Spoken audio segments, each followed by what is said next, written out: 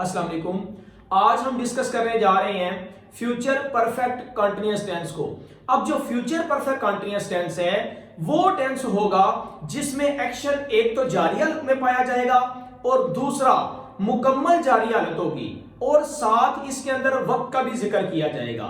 जैसा कि इसको समझने के लिए actions which will be in progress, पहली बात तो ये है कि एक्शन प्रोग्रेस में होगा, मतलब काम अभी जारी होगा और over a period of time, एक ऐसे वक्त के अंदर that will and in future, जो आने वाले दौर में इख्तिताम पजीर होगा। मतलब आने वाले दौर में काम मुकम्मल जारी हालत में जब पाया जाएगा उसे हम फ्यूचर परफेक्ट कंटीन्यूअस टेंस में लेंगे। अब दो चीजें अपने माइंड में रखिएगा। पहली बात तो यह है कि फ्यूचर में काम जारी हालत में होगा, आने वाले दौर में काम जारी हालत में होगा, और दूसरी बात इसके अंदर वक्त का भी जिक्र आएगा, टाइम का भी मेंशन किया जाएगा। जैसा कि एग्जांपल है, he will have been teaching, वो पढ़ाता रहा होगा फॉर 20 इयर्स, 20 सालों से। इसका मतलब है वक्त का भी जिक्र आ गया है। नेक्स्ट जुलाई, अगली जुलाई तक वो 20 सालों से पढ़ाता रहा होगा।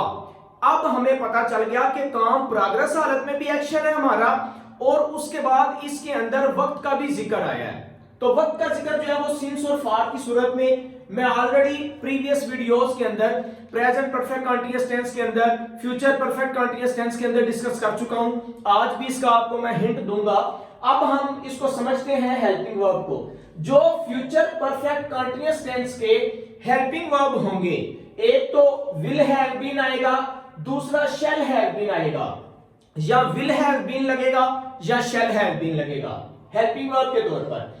उसके अलावा आपसे ऑलरेडी डिस्कस किया जा चुका है कि जो भी कंटीन्यूअस फैमिली से बिलोंग करने वाला टेंस होगा उसके अंदर हमने वर्ब की आईएनजी वाली फॉर्म, जिसे हम फोर्थ फॉर्म भी कहते हैं, वो यूज करनी है। और तीसरे नंबर पर हमने सिंस और फार, पॉइंट ऑफ टाइम के लिए सिंस और पीरियड ऑफ टाइम के लिए फार लगाना है। मैं पॉइंट ऑफ टाइम और पीरियड ऑफ टाइम बता चुका हूं, मैं फिर इसकी एग्जांपल आपको देता हूं। पॉइंट ऑफ टाइम कहते हैं वक्त के आगाज को, पीरियड ऑफ टाइम कहते हैं वक्त के दौरानिए को। जब कोई काम वक्त कब, मतलब काम का जो वक्त है जब वो शुरू हुआ है, आगाज जो है, अगर हमें आगाज का पता है तो हमने सिंस लगाना है, और अगर हमें मुद्दत का पता है कि वो काम कितनी देर हुआ तो फिर हमने फार लगाना है। मसलन काम सुबह शुरू हुआ तो सुबह के लिए हमने सिंस लगाना है, दोपहर को शुरू हुआ सिंस लगाना है, शाम को शुरू हुआ सिंस लगाना है, 1930 को शुरू हुआ सिंस लगाना है। सादा लफ्जों में जब वक्त के आगाज का पता होगा हम सिंस लगाएंगे, लेकिन अगर हमें वक्त के आगाज का नहीं पता, हमें ड्यूरेशन का पता है, मुद्दत का पता है, मतलब 3 दिन ये काम हुआ, 4 महीने से काम हो रहा है, 10 दिन से काम हो रहा है, 12 मिनट से काम हो रहा है, 20 साल से काम हो रहा है, 10 घंटों से काम हो रहा है, यहां सिर्फ हमें ड्यूरेशन का पता है। जब सिर्फ ड्यूरेशन का पता होगा उस वक्त हमने फार लगाना है, और जब हमें आगाज का पता होगा, पॉइंट ऑफ टाइम का पता होगा, फिर हमने सिंस लगाना है। तो इसकी डिटेल डिस्क्रिप्शन जो है वो प्रेजेंट परफेक्ट कंटीन्यूअस टेंस या पास्ट परफेक्ट कंटीन्यूअस टेंस में भी मौजूद है। आगे चलते हैं फॉर्मेशन की तरफ। फॉर्मेशन हमारी ये है कि अगर सिंपल सेंटेंस है, सबसे पहले सब्जेक्ट आएगा, सब्जेक्ट के मुताबिक विल या शैल उनमें से यूज करेंगे। ये भी मैं फ्यूचर परफेक्ट टेंस के अंदर बता चुका हूं कि फ्यूचर परफेक्ट टेंस के अंदर भी और फ्यूचर कंटीन्यूअस टेंस के अंदर भी और फ्यूचर सिंपल के अंदर भी ये डिस्कस किया जा चुका है कि आई और वी के साथ हम शैल इस्तेमाल करते हैं, रिमेनिंग जो सब्जेक्ट्स हैं उनके साथ हम विल इस्तेमाल करते हैं। और ये भी ऑलरेडी डिस्कस किया जा चुका है कि शैल का बहुत कम यूज किया जाता है। बहरहाल हम इसी को लेके चलते हैं कि अगर हमारा सब्जेक्ट आई या वी होगा तो फिर हम शैल लगाएंगे, अगर कोई और सब्जेक्ट होगा तो फिर विल लगाएंगे। सबसे पहले सब्जेक्ट, उसके बाद विल या शैल, उसके बाद हैव बीन ये आएगा, हैव बीन के बाद वर्ब की फर्स्ट फॉर्म के साथ आईएनजी आएगा, उसके बाद ऑब्जेक्ट, एंड पे सिंस या फॉर और टाइम को मेंशन कर दिया जाएगा। नीचे इसकी एग्जांपल है, she will have been making a noise since morning, वो सुबह से शोर कर रही होगी। इसका मतलब ये है, सबसे पहले शी सब्जेक्ट है, विल हैव बीन इसका हेल्पिंग वर्ब आ गया, वर्ब की फर्स्ट फॉर्म के साथ ING, making a nice object आ गया, सिंस मॉर्निंग चूंकि मॉर्निंग वक्त का आगाज था हमने सिंस का यूज किया है, अगर मुद्दत होती यहां फार आ सकता था। नेगेटिव सेंटेंसेस अगर हो उसके लिए सबसे पहले सब्जेक्ट आएगा, सब्जेक्ट के बाद विल या शैल, इन दोनों में से सब्जेक्ट के मुताबिक लगाएंगे, उसके बाद नॉट आएगा, उसके बाद हैव बीन आ गया।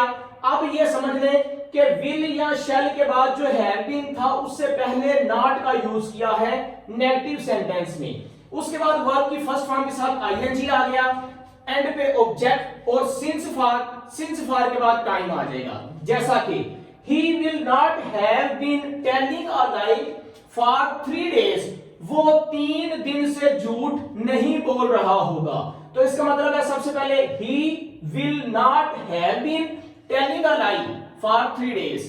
नेक्स्ट देखते हैं हम इंटरॉगेटिव सेंटेंसेस, सवालिया फिक्रात जो अगर होंगे तो सबसे पहले will या shall स्टार्ट पे आ जाएगा, उसके बाद सब्जेक्ट आएगा, सब्जेक्ट के बाद हैव बीन आ गया, हैव बीन के बाद वर्ब की फर्स्ट फॉर्म के साथ आईएनजी एज इट इज आ जाएगा, फिर ऑब्जेक्ट आएगा, उसके बाद सिंस फॉर आ जाएगा, जैसा कि will they have been speaking the truth for many days, क्या वो कई दिनों से सच बोल रहे होंगे।